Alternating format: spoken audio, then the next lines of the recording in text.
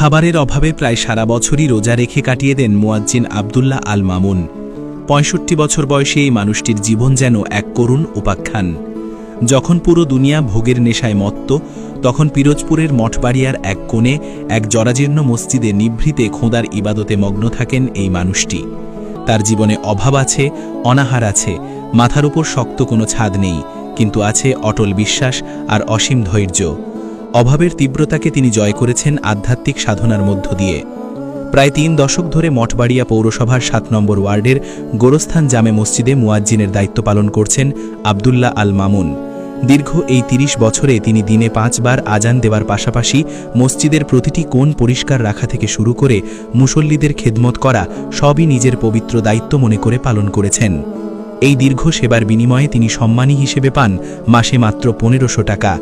বর্তমানের বাজারে ১৫০০ টাকা দিয়ে যেখানে একজনের কয়েক দিনের সাধারণ খাবার জোগানোই কঠিন, সেখানে পুরো মাসের ব্যয়ভার বহন করা তার জন্যে এক অলৌকিক যুদ্ধের মতো।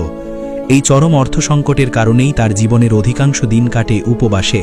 কেউ ভালোবেসে কিছু খেতে দিলে তবেই তার মুখে অন্ন জোটে, নতুবা মহান আল্লাহর উপর ভরসা করে রোজা রেখেই দিন পার করে দেন। অভাবের তাড়নায় বছরের ৭-৮ মাসই তাকে এভাবে অনাহারে কাটাতে হয়, অথচ তার প্রশান্ত চোখমুখে কোনো অভিযোগ নেই জগতের কারো প্রতি সামান্যতম ক্ষোভ। যেন এক পরম তৃপ্তিতে তিনি নিজের নিঃস্বতাকে মেনে নিয়েছেন। আব্দুল্লাহ আল মামুনের নিজের ঘর বলতে কিছুই নেই। মসজিদের পাশে একটি জরাজীর্ণ টিনের চালার নিচে তার রাত কাটে। বর্ষায় চাল চুইয়ে পানি পড়ে তার যৎসামান্য বিছানা ভিজে একাকার হয়ে যায়, আর হাড় কাঁপানো শীতে পাতলা চাদরের নিচে কুঁকড়ে থেকে নির্ঘুম রাত কাটাতে হয়।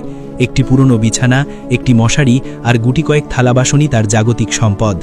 ৩৫ বছর আগে বরগুনার বামনা উপজেলা থেকে মঠবাড়িয়ায় এসেছিলেন একটু ভালো থাকার আশায়, কিন্তু ভাগ্য তাকে টেনে এনেছে মসজিদের সেবায়।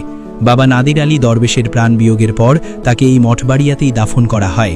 বর্তমানে এই বিশাল পৃথিবীতে তার আপন বলতে কেবল এক বোন আছেন, যিনি থাকেন অনেক দূরে। মসজিদের মুসল্লি এবং স্থানীয়দের কাছে আব্দুল্লাহ আল মামুন এক পরম শ্রদ্ধার নাম। তার অমায়িক ব্যবহার এবং একনিষ্ঠ ধর্মভীরুতা সবাইকে মুগ্ধ করে। স্থানীয়রা জানান তিনি অত্যন্ত পরহেজগার এবং আত্মমর্যাদাবান একজন মানুষ। কোনোদিন কারো কাছে নিজের কষ্টের কথা বলে হাত পাতেন না, বরং নিজের সবটুকু দুঃখ আল্লাহর কাছেই সঁপে দেন। তার এই নিঃস্বার্থ জীবনের গল্প সম্প্রতি স্থানীয় প্রশাসনের নজরে এসেছে। মঠবাড়িয়া উপজেলা সমাজসেবা কর্মকর্তা জানান, আব্দুল্লাহ আল মামুনের বয়স ৬৫ বছর পূর্ণ হওয়ায় তাকে দ্রুততম সময়ের মধ্যে বয়স্ক ভাতার আওতায় আনার সক্রিয় উদ্যোগ নেওয়া হচ্ছে। এছাড়া তার ভূমিহীন অবস্থার কথা বিবেচনা করে সরকারি আশ্রয়ন প্রকল্পের মাধ্যমে একটি স্থায়ী ঘর দেওয়ার বিষয়টিও গুরুত্বের সাথে খতিয়ে দেখছেন তারা। যদিও প্রশাসনিক জটিলতায় পৌর শহরের ভেতরে ঘর